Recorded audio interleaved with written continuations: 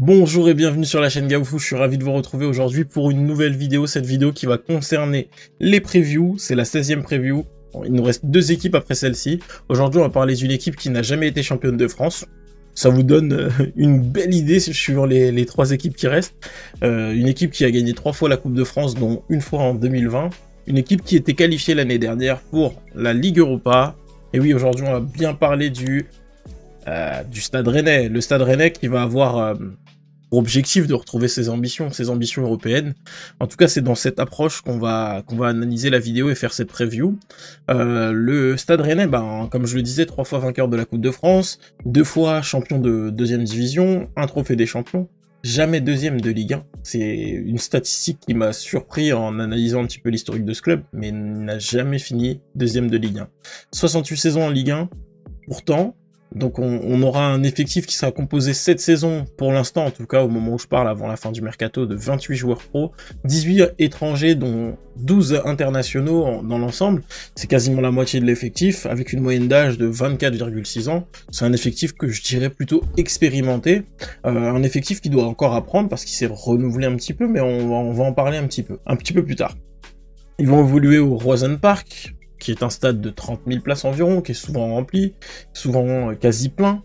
211 millions de valeur marchande, c'est un peu une valeur marchande moyenne, mais qui fait partie des valeurs marchandes assez intéressantes du championnat, mais par contre en Europe, ça reste une valeur marchande moyenne. C'est à peu près 7,5 millions par joueur. Ils étaient 10e la saison dernière de Ligue 1, ils étaient entraînés par Julien Stéphan, mais pas que. Et on va en reparler de cette saison. La saison passée, ils étaient entraînés en début de saison par Bruno Genesio, qui a été limogé au mois de novembre.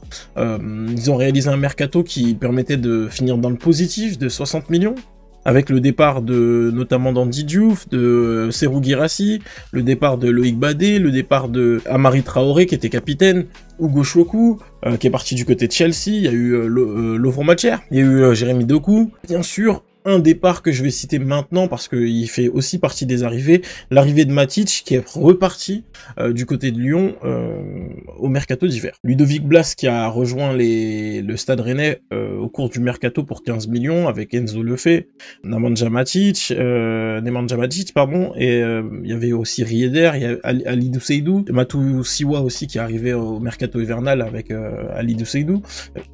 C'est vrai que ça a été une équipe qui a été en constante évolution au cours de la saison passée, qui s'est un peu cherchée. Ils ont réalisé une saison qui pour moi est très décevante parce que ils étaient totalement en dehors de la course à l'Europe. On voit, hein, ils ont réussi à gagner 12 victoires, 10 nuls et 12 défaites en Ligue 1. C'est un résultat assez mitigé.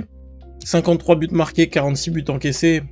On voit que la défense n'a pas été le point fort de cette équipe. Ils avaient un objectif de podium après avoir fini 4e la saison d'avant. Franchement leur début de saison était bon. Ils sont ensuite ils sont restés bloqués. Ils ont fait 30 journées en dessous de la 6e place. Quand tu cherches à être européen et que tu sais que la 6e place c'est un bon repère, un bon critère, ils n'ont connu la 6e place que dans les 4 premières journées, si je me trompe pas, 4 ou 5 premières journées par là. Genesio, il a perdu un peu le contrôle des performances de son groupe.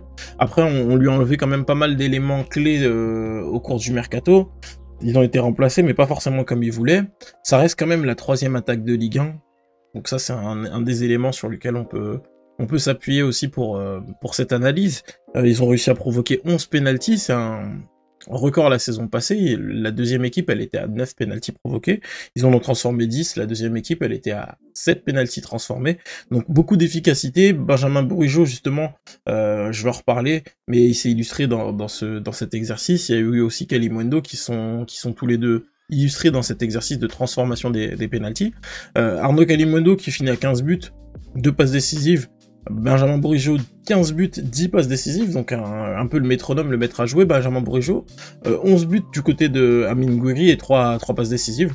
On voit que c'est une équipe aussi qui a eu un parcours plutôt intéressant en Coupe de France, malgré le fait qu'il soit sorti par le PSG, ça fait quand même demi-finale de Coupe de France. Ils sortent en barrage contre l'AC Milan qui était reversé du groupe, justement du PSG en Ligue des Champions, donc ils finissent 2e de leur groupe. Ils perdent contre une équipe qui était voilà, vraiment meilleure, hein, l'équipe du Milan AC qui était meilleure, hein, sur la saison passée. Je J'ai dit bonne saison, bah, c'est pas vraiment une bonne saison, je soupire un petit peu parce que bonne saison oui et non, parce que globalement l'équipe n'a pas fait une bonne saison, mais si on devait ressortir quelques individualités de ce groupe, on pourrait citer Bourigeaud, on pourrait citer Théâtre qui justement était galvanisé et valorisé par ses prestations justement, Gouiri aussi qui a su marquer un petit peu cette équipe avec ses quelques buts, mais malheureusement un peu d'inconstance. On attend un petit peu plus d'un joueur comme Amine Gouiri à ce niveau-là. Arnaud Kalimundo aussi qui a fait une bonne saison, qui a fini meilleur buteur de son club, donc on peut pas lui tirer dessus, mais voilà, on attend qu'il progresse et qu'il amène l'équipe un petit peu plus haut, notamment en championnat avec plus de régularité. Les deux ont pas forcément manqué beaucoup d'occasions, mais quand tu finis troisième attaque de Ligue 1, c'est vrai que on s'attend à un petit peu mieux.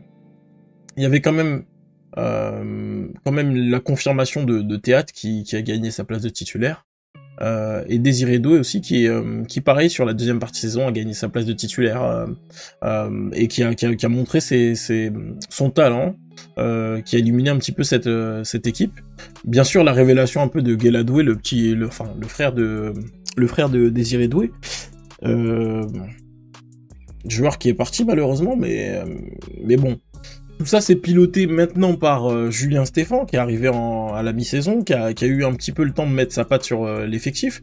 On le voit, hein, Julien Stéphan, c'est un entraîneur de 43 ans, expérimenté et formé au club, qui est parti du côté de Strasbourg lorsqu'il a été limogé. Il a quand même entraîné ces deux clubs.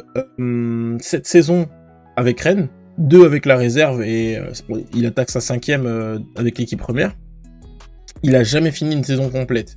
Pourquoi je vous dis il a jamais fini une saison complète? Eh bien tout simplement parce que sa première saison, il reprend le coaching en place. La deuxième saison, c'est la saison du Covid. Troisième saison, il se fait virer. Et là, on est sur la 4e, en sachant, enfin la 5e, parce que la saison passée, c'était la 4e, il reprend l'équipe. Et ensuite, là, on est peut-être sur la première saison complète où il commence une saison avec l'équipe et peut la finir. On verra, mais aujourd'hui, c'est vrai que c'est pas forcément comme ça que sa carrière s'est décrite. Donc, pour être décrite, pardon. Une fois vainqueur de la Coupe de France, il évolue principalement en 4-4-2, mais bon, sur ce début de championnat, on n'a pas forcément vu ça. On a vu plus un 4-3-1-2.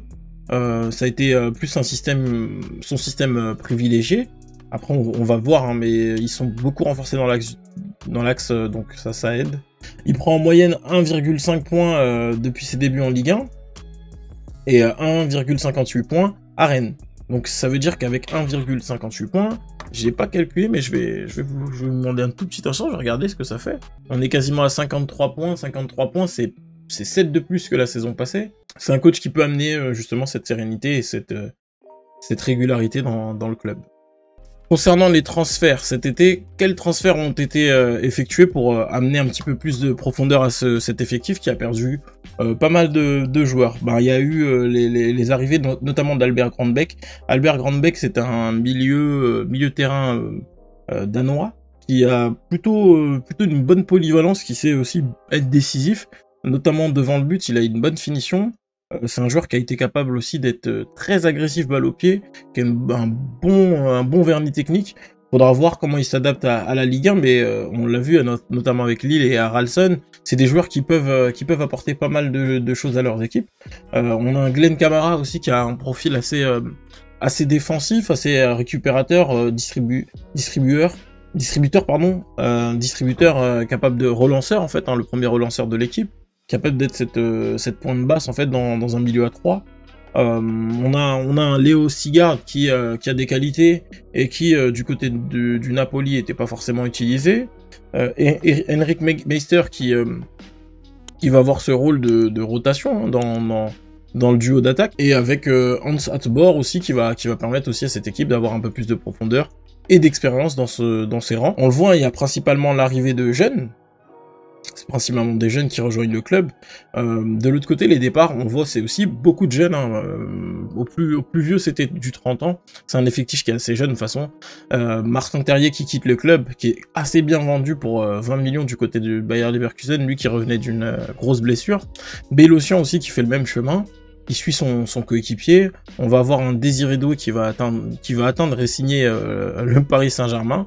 Un bel apport hein, pour les Rennais parce qu'il récupère un beau billet avec son départ. Guéladoué, son frère, son grand frère qui va signer lui du côté de Strasbourg, qui était parti un petit peu avant. Un Arthur Théâtre aussi qui quitte le club. Donc ça offre pas mal d'opportunités au club pour construire une équipe qui va être assez intéressante sur les saisons à venir. Ça surtout, voilà, ils ont vendu pas mal de joueurs de qualité, en tout cas, hein. Il y en avait qui avaient prouvé leur valeur ou qui commençaient à la montrer. Ils sont allés chercher du talent, ils sont allés chercher du potentiel, ils sont allés chercher quelques paris. Moi, je vais parler dans cet effectif, d'un effectif qui est plutôt équilibré, où tous les postes sont doublés. Hein. On va cliquer ici. Je vais vous montrer cet aspect-là. On voit, il y a des gardiens. Ils sont 4. Il y a 6 centraux. On voit, il y a 4 latéraux, 2 de chaque côté. 2 milieux défensifs, donc avec un Baptiste Santamaria qui est assez expérimenté dans l'équipe. Matusiwa aussi qui est capable de jouer sur le côté. Benjamin Bourigeaud dans l'axe, mais qui est capable aussi de jouer sur le côté droit. Pas mal de joueurs, hein. On a 4 milieux aussi centraux qui peuvent facilement évoluer sur d'autres postes. Un Grombaek qui est plutôt un joueur qui va se projeter vers l'avant et qui va pouvoir jouer aussi sur le côté en option. Pourquoi pas avec un Amine Gouiri qui est aussi très polyvalent, qui peut jouer devant. Il y a une équipe qui est vraiment, je pense, très polyvalente, qui va utiliser un schéma tactique qui va être assez clair et qui, je pense, comme je le disais, va miser sur un coach qui connaît le club, un coach qui connaît la stratégie du club, qui va miser aussi sur la vente des pépites et la découverte de diamants bruts, hein, comme on le voit avec pas mal de recrues jeunes. L'explosion aussi de joueurs qui vont être encadrés. Donc le but c'est de faire exploser ces petits diamants bruts, d'en faire des vraies petites pépites, et ces pépites de les revendre et d'en tirer profit. Donc c'est un bon moyen, tout en brillant sur la scène nationale et la scène pourquoi pas européenne s'ils y arrivent. Maintenant, je pense que c'est un projet qui se construit sur plusieurs saisons. J'espère qu'ils l'ont compris et qu'ils vont le faire. En tout cas, là, on peut analyser déjà la préparation qui s'est faite sur 5 matchs, avec 2 victoires, 2 défaites et deux victoires, 2 nuls et une défaite. Un bon match face à la Real Sociedad, mais une grosse défaite face à Guingamp, une défaite 3-0. Cette défaite 3-0, voilà, elle donnait un petit peu l'impression que cette équipe, elle était jouable et prenable, notamment pour d'une équipe d'une deuxième division. On voit, il débute bien le championnat avec une victoire 3-0 face à l'OL, une victoire qui met en lumière pas mal de problématiques du côté de l'OL, on en reparlera, et ensuite ils vont perdre à Strasbourg. Une défaite qui est plutôt inquiétante dans la manière parce que Strasbourg a un petit peu surdominé la rencontre. Il y a eu des moments où les Rennais ont été bons, hein, mais bien sûr. Et c'est le genre d'adversaire normalement dont ils doivent disposer parce que leurs ambitions c'est d'être européens. Et Strasbourg a l'ambition mais en tant qu'outsider. Là où Rennes part avec l'expérience de l'équipe qui finit 4ème 2 saisons plus tôt. Enfin, ils partent pas avec la même expérience et le même statut dans la saison. On va voir maintenant Rennes qui va affronter le Stade de Reims, Montpellier, Lens, Paris, Monaco, Brest, ainsi que le Havre. Faut savoir qu'à Brest, il y a quand même pas mal de blessés, mais on a un bloc de 4 équipes là, qui va être assez coriace, assez costaud sur cette première partie de la phase alliée. Ensuite, on va avoir un calendrier qui va être un petit peu plus équilibré, en sachant qu'ils jouent pas la Coupe d'Europe, ils vont être un petit peu tranquilles là-dessus, les Rennais, donc ils vont avoir le temps de se reprendre. Ils vont enchaîner quelques matchs, avec des adversaires de rang assez différents. Quand tu joues Toulouse et ensuite le LOSC, quand tu joues Saint-Etienne, puis t'enchaînes avec Nantes, Angers, c'est plutôt une période où tu vas pouvoir te reposer, mais par contre la fin, te reposer, en tout cas te dire ouais, on part favori dans ces matchs-là, là où quand tu joues Nice et Marseille, tu vas être un petit peu plus bousculé, parce que c'est des équipes qui ont à peu près le même niveau d'ambition que toi et qui peuvent faire la même chose. Phase retour, il commence par Brest, on verra où ils sont Brest à ce moment-là. Ils seront dans la Ligue des Champions, ça va peut-être changer un petit peu le calendrier. On voit aussi pas mal de matchs qui vont s'enchaîner. Donc là, ils vont jouer Lille, Reims, Montpellier, PSG.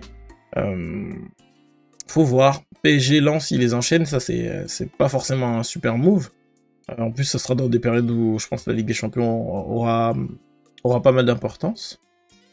Et ils vont finir la saison à Nice et à Marseille. Donc peut-être pour la course à l'Europe, ça va être assez intéressant d'observer tout ça. Moi, le prono que j'ai pour cette équipe, c'est cette équipe, je la vois se positionner à la 3e place. Je pense que les Rennais ils vont avoir la chance de ne pas participer à la Coupe d'Europe. Ça va leur donner un petit peu d'énergie. Les moves qu'ils ont fait, je pense qu'ils vont payer. Ils vont payer sur la fin de saison. Sur la fin de saison, je pense qu'ils auront pris un petit peu en expérience collective, en maturité. On a un coach qui connaît la Ligue 1, un coach qui sait performer en Ligue 1, mais qui n'a pas forcément l'effectif pour gagner la Ligue 1. Je pense qu'ils finissent 3e de Ligue 1, avec un bel écart quand même sur le deuxième, hein, qui aura été creusé par le deuxième et le premier. Je pense pas que ce soit un 3e... je pense que ce sera un 3e un peu à l'image de Brest la saison passée. Pas forcément surprenant comme Brest, mais avec le même type de saison. C'est-à-dire qu'ils font une belle grosse... un bon gros milieu de saison où on se dit « Ah ouais, mais Rennes, c'est sérieux ». Et derrière, ils arrivent en surfant un petit peu sur... le fait de ne pas avoir à enchaîner tous les 3 jours des rencontres, contrairement à la plupart des équipes qui vont vouloir se qualifier aussi dans cette première partie de tableau, et notamment dans cette course à l'Europe. Je pense que ça va leur profiter. On va faire un point sur le classement. Le classement, on voit, il reste que 2 équipes qui n'ont pas été dévoilées, la 6e place et la 2e place. Sinon, on démarre avec un Paris Saint-Germain qui, pour moi, est champion. Le Stade Rennais qui va finir 3e, Lille à la 4e place, l'AS Monaco plutôt 5e, le Stade Brestois 7e, le RC Lens 8e, l'OGC Nice à la 9e place, Stade de Reims 10e, Toulouse 11e, 12e RC Strasbourg, le 13e de Ligue 1 Montpellier, le 14e Le Havre, 15e Auxerre, 16e Saint-Étienne, 17e Nantes, et enfin 18e, le SCO d'Angers. Pour moi, c'est comme ça que le classement devrait s'orienter. Après, on va attendre la fin du mercato et je vais vous faire un live le dimanche, là, ce dimanche 1er septembre. Je vais vous proposer un live où on va réévaluer un petit peu le classement, où on va regarder un petit peu, analyser un petit peu le mercato et voir qu'est-ce qui peut évoluer, où est-ce qu'on va faire évoluer des équipes et déplacer des équipes dans ce classement. Je vais vous remercier d'avoir suivi cette vidéo. C'était Gaoufou, c'était la chaîne Gaoufou, Gaoussou sur la chaîne Gaoufou. C'était un plaisir de vous proposer ce contenu. Merci à Alex aussi pour son aide pour les diapos et sur l'analyse.